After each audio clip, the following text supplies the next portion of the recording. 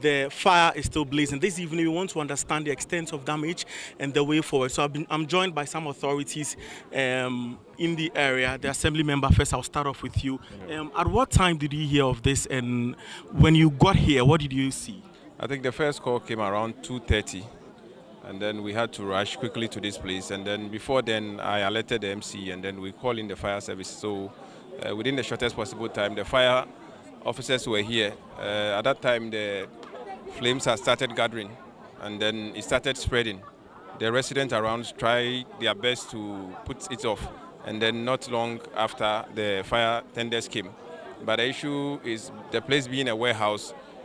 Most of the goods that they deal with were inflammable goods, rubber products, bags, and then shoes and all that. So in as much as they were trying to put it off, the fire kept on spreading, and then it affected the neighboring houses. And then I got to a point that it went to a very serious limit, and then the need for the call of more tenders. And then they came in, and then they tried as much as possible to curtail it. So, yeah. Right. So, Honorable, I'll let you have the last word, but I want to engage the representative from the National Fire Service. Madam, good evening. You are live on ChannelOne TV. So let us understand. This started around 3 p.m., but I see a number of fire tenders around, but then the fire is still blazing. Why? Okay, what I would say is that around 14:30 hours, I think the call was received from the Fire Master Control. Then the first appliance was dispatched to the scene.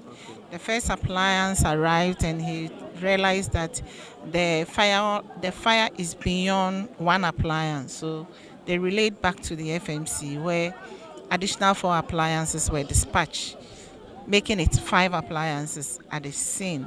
So when we came, what we did was that we staged 5 staging commands so that the fire could be fought from every angle, just to ensure that the fire is confined and it doesn't spread to the neighboring houses. And that was what we did to confine the fire.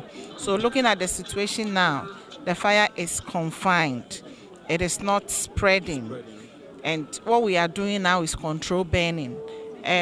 Because the occupancy load, the fire load in is very huge, and most of them being petroleum-based products. So it gives off easily burning, and it increases the size of burning. But with what we are looking at now, the spread is checked.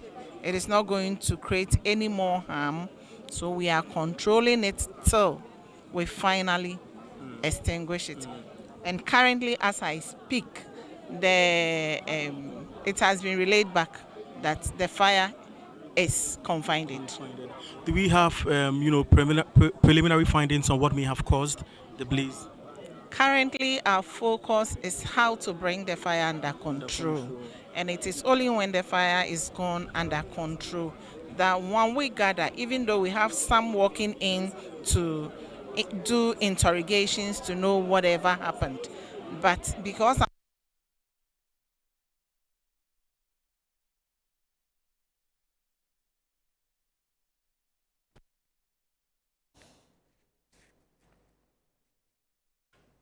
Right, so we'll bring you much more update on this particular issue subsequently. Now, moving away from that, the chief of Sewa in the Bosomtwe district has raised serious concerns